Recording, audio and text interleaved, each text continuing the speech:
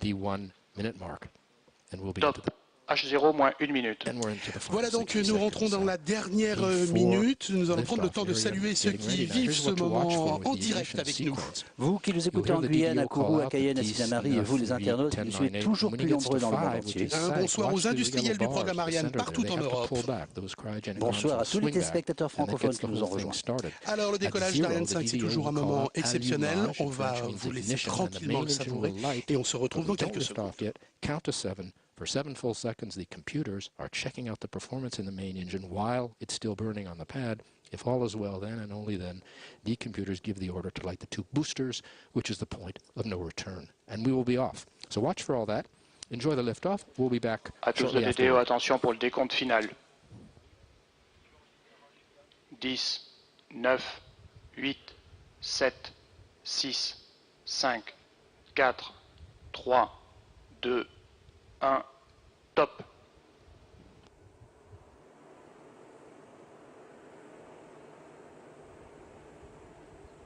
Allumage Vulcain, décollage.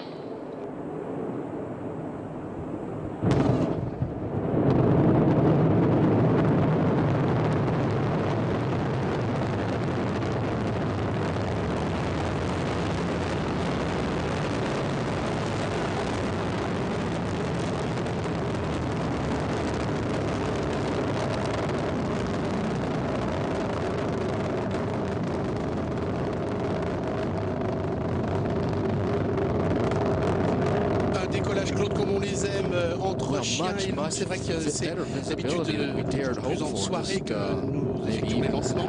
Et là, on profite d'un spectacle toujours aussi magnifique que de voir cette merveille technologique s'élever dans le ciel du Kourou.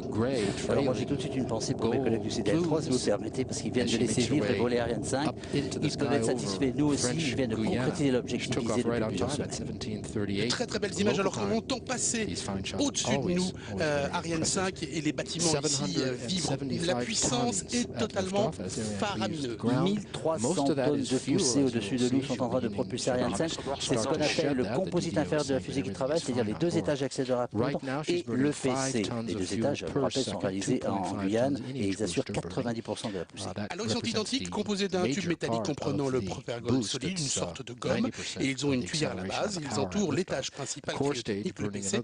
Chaque AP, tenez-vous bien, consomme 2 tonnes d'ergol par seconde. Et nous avons eu donc une montée verticale de 5 secondes du lanceur pour se dégager du pas de tir, puis le lanceur a effectué un basculement vers l'est et on a maintenu son attitude de façon à garder l'axe du lanceur parallèle à la direction de sa vitesse, ceci bien sûr pour minimiser les efforts aérodynamiques et cela jusqu'au largage des 2 AP. Alors Ariane 5 accélère, elle va très vite, donc maintenant pour la suivre, eh bien reportez-vous sur la courbe qui est à gauche de votre écran. Il y a la courbe idéale qui est tracée avec un pointeur qui se déplace, qui est le parcours précis suivi en direct d'Ariane 5.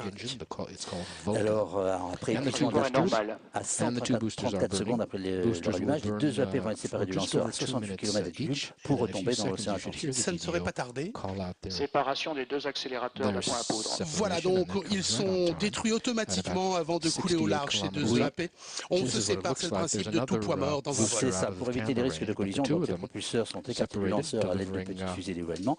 On fait exploser leur carcasse pour qu'elles sombrent en mer et ce faisant éviter tout risque d'épave flottante. Alors les satellites sont protégés par une coque en matériaux composites qu'on appelle la coiffe, et c'est elle qui a protégé les satellites de toute pollution, de tout danger et de tout échauffement pendant la phase d'attente au sol.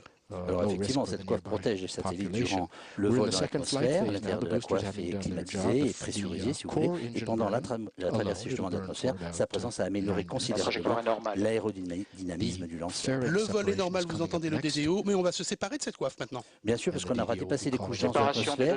Voilà, au-delà de 100 km d'altitude, il n'y a plus ni frottement ni risque et on vient de larguer la coiffe. Voilà, on découvre ces images prises lors du vol 173, 2 demi-coiffes qui s'éloignent comme 2 grandes ailes qui battent dans le vide. D'un coup, Ariane s'allège d'environ 2600 kg. Et plus le lanceur s'allège, plus il peut aller vite. Il vole maintenant à 2,33 km par seconde. Justement, dans les données chiffrées, le rapport poids-puissance pour la mission? Eh bien, on dit que le rapport moyen est de 1%, ça veut dire que les lanceurs pèsent 100 fois plus que les satellites qui transportent. Eh bien voilà, donc vous l'avez entendu, ce vol pour l'instant est tout à fait nominal. Ce que je vous propose, c'est qu'à présent, nous puissions découvrir les dernières nouvelles du spatial qu'il soit français, européen et pourquoi pas plus large. Vous allez le voir puisqu'il sera question certes du dernier vol d'Ariane Espace, mais aussi de Vega et de Soyuz. Back with more of the mission. Don't go away. But for right now, the latest news from Ariane Space. Les paramètres bord sont